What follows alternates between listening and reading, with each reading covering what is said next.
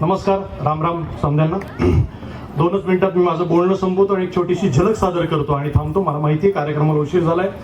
आज या कावडी गावामध्ये आम्हाला येण्याची संधी मिळाली आणि मी गेली काही महिने संपूर्ण महाराष्ट्रामध्ये फिरतो आहे.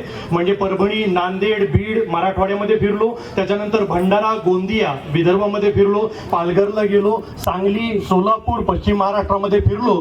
परंतु सगळ्या गावामध्ये जल्लोषात स्वागत झालंच, पण आजचं जे स्वागत झालेलं आहे ते मी आयुष्यामध्ये कधीही विसरू शकत नाही.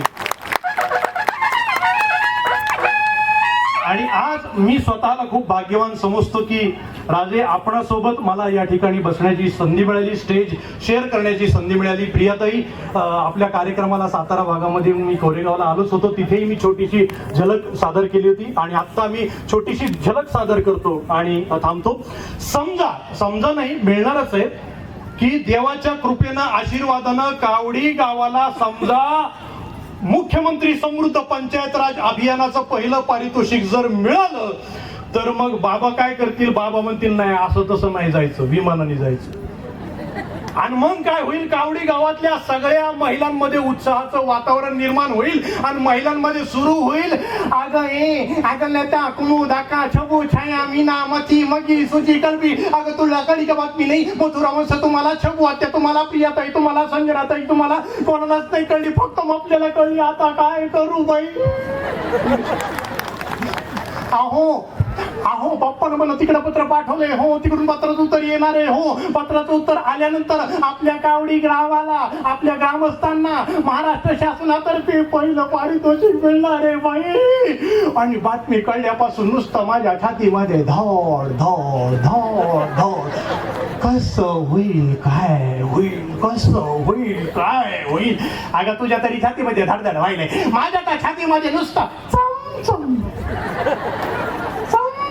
बोलू नका ग, रात्र थोडी सोंग फार. सुशे तू एक काम कर, आता अभियानाला पहिले पारितोषिक मिळाले ना, समजा पट्ट्यांना एकत्र कर आणि खंगाळून काढ मेल्यांना. फारच घाण राहते ग. मोटर लावा, पाईप लावा, गाड्या धुते तसे लेकर धुवा. आज पोट्टे कधई केल्यासारखे दिसली पाहिजे.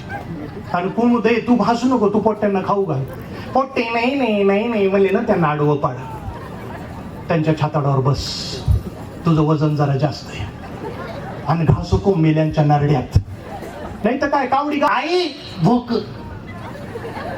आई भूक असं करते. म्हणजे पाहुण्याला वाटावं लेकरं दुष्काळातले, त्याच्यामुळे त्यांना खाऊ घाला, खिशात रुमाला द्या, दस्त्या द्या. आणि ही जय्यत तयारी कावडी गावाची सुरू झाली.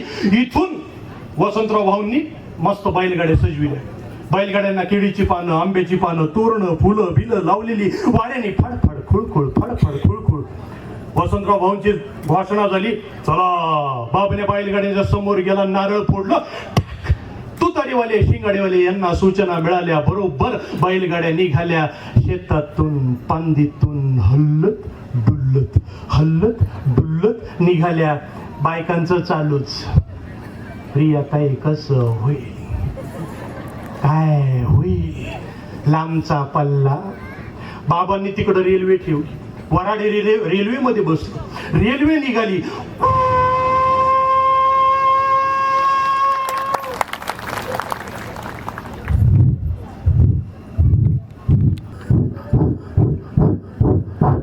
बायकांचं चालूच,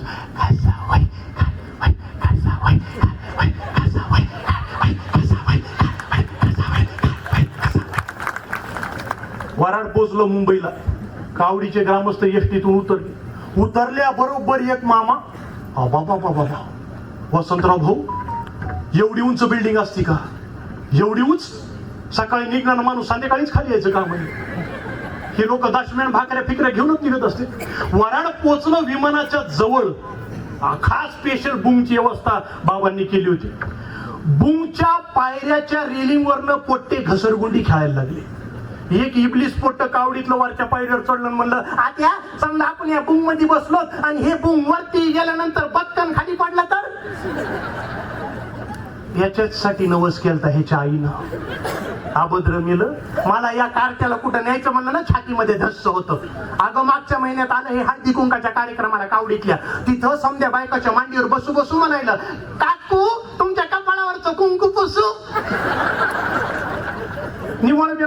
गेलंय. पटा पटा पटा लोकांनी आपापल्या जागा निवडल्या. आता वराडाला एसटीची सवय, कावडी ते सातारा, कावडी ते महाबळेश्वर. लोकांनी शिटा पकडण्यासाठी विमानात गेल्यावर रुमानं टाकली. मपली जागा. सूचना झाली, passengers are requested not to move on, please fasten your belt. Passengers are requested not to move on, please fasten your belt. काय म्हणायली ग ती? अगं ती म्हणायली म्हणे आपल्या बाजूला जे पट्टे आहेत ना, पट्टे ते आवळू घ्या म्हणायले. कमून खुर्च्या पडतात का काय? अगं नाही का, आपल्याला काय आवळा म्हणलंय का आवडायचं. आणि वसंत भाऊ बाबा सगळे विमानात बसले, अख्खं कावडी गाव बसलं. त्या विमानाने झेप घेतली मुंबईच्या दिशेनं. एकदम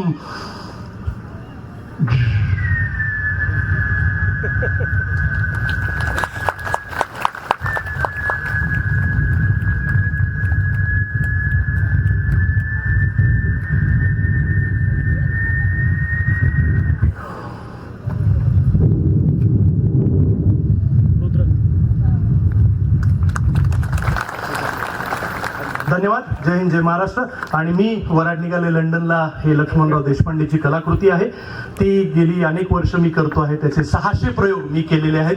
आजचा जो छोटा प्रयोग केला तो 601वा होता. कधी संधी मिळाली तर पूर्ण प्रयोग नक्की करू. आणि वराडमध्ये सांगितल्याप्रमाणे कावडी गावाला प्रथम पारितोषिक मिळालं तर माझाही आनंद द्विगुणित होईल. माझ्या छोट्या कलाकाराला संधी दिली त्याबद्दल धन्यवाद. जय हिंद, जय महाराष्ट्र.